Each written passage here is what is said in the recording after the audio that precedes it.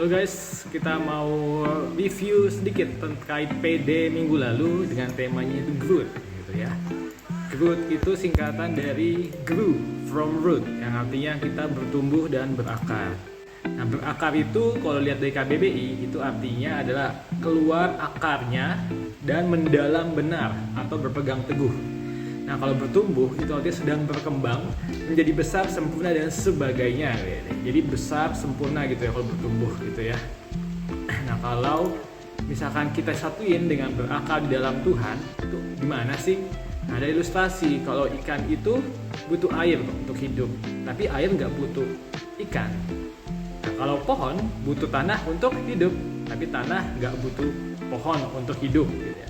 Bagaimana dengan manusia? Manusia butuh Tuhan, karena di dalam Tuhanlah kita hidup gitu ya. Jadi ibarat seperti bacaan yang kita bahas kemarin, Yohanes 15 ayat 1 sampai 8 tentang pokok anggur yang benar. Nanti katakan sudah membaca dan kita bahas sedikit gitu ya. Yohanes 15 ayat 1 dikatakan bahwa akulah pokok anggur yang benar dan Bapakulah pengusahanya. Berarti artinya Tuhan Yesus mengatakan bahwa Ia adalah pemilik kebun anggur.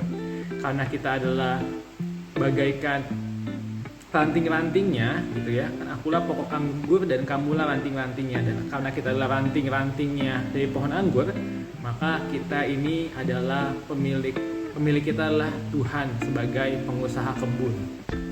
Nah, jadi kita ibaratlah ranting-ranting di kebun Tuhan, dan Tuhan adalah Bapa kita. Jadi kabar baiknya kita ini dirawat oleh Tuhan. Dan Yohanes 15 ayat 2, setiap ranting padaku yang tidak berbuah dipotongnya, dan setiap ranting yang berbuah dibersihkannya supaya lebih banyak berbuah. Artinya kita turut diproses dan dimurnikan oleh Tuhan. Ibarat kita punya dosa, kita punya keterikatan, Tuhan pasti ingin kita untuk berubah, untuk keluar dari keterikatan tersebut. Nah, kadang emang ada Tuhan izinkan berbagai macam kejadian terjadi gitu ya. Jika kita minta mau sabar, maka biasanya akan ada orang-orang yang datang menghampiri kita, membuat kita kesal, sehingga kita harus berusaha untuk bersabar gitu ya. Ketika kita minta kekuatan, maka Tuhan akan mengizinkan pencobaan terjadi supaya kita semakin kuat lagi. Dan jika kita minta iman, mungkin kita akan digoda segala macam, dan kita akan semakin dekat kepada Tuhan karena kita terus mengandalkan Dia untuk keluar dari segala macam pencobaan dan masalah yang dihadapi. Filipi 4 ayat 13, segala perkara dapat kutanggung dalam Dia yang memberikan kekuatan kepadaku. Dan Yohanes 15 ayat 5 tadi, akulah pokok anggur dan kamulah ranting-rantingnya gitu ya. Barang siapa tinggal di dalam aku akan berbuah, tapi di luar aku tidak akan buat apa-apa. Nah, gimana caranya sih kita supaya bisa bertumbuh dan berakar gitu ya? Nah, tantangannya memang yang pertama yaitu cahaya. Aku sebut cahaya karena memang kita seringkali datang ke cahaya yang salah. Fokuslah pada cahaya kebenaran, itu cahaya Kristus. Yang kedua adalah khawatir. Kita seringkali khawatir, manusia itu sering dikit-dikit khawatir. Manusia khawatir kenapa? Karena nggak bisa melihat masa depan. Dia nggak yakin bisa sampai di titik tersebut. Oleh karena itu, percayalah sama Tuhan, pasti Tuhan akan menyertai kamu dan kamu akan baik-baik saja. Sebab masa depan dan harapan sungguh ada di dalam nama Tuhan Yesus. Dan dosa, tantangan ketiga adalah dosa. Yuk jauhi dosa, jangan terus cinta sama dosamu gitu ya. Nah, gimana tips untuk berakar dan bertumbuh? Yang pertama itu root. Root itu sendiri artinya adalah berakar. Kita harus jadikan Tuhan sebagai jangkar kehidupan kita. Gimana caranya? Baca firman, berdoa, hidup berkomunitas. Nah, seperti ini nih kita ikut kombas. Ini adalah cara yang tepat. Ibarat kalau kita berakar, ibarat jangkar itu kalau kapal itu yang badai ombak segala macam, itu kapalnya nggak akan bergerak kemanapun karena dia sudah ada jangkar dan kapal akan tetap stay. Nah, sama seperti kita yang punya masalah yang seringkali digoda oleh segala macam duniawi, kedagingan, kita nggak, kalau kita sudah dekat sama Tuhan, melekat berakar pada Tuhan, kita nggak akan tarik ke hal-hal yang jauh dari Tuhan. Kita pasti akan fokus pada Tuhan dan kita nggak akan mampu diombang-ambing gitu ya.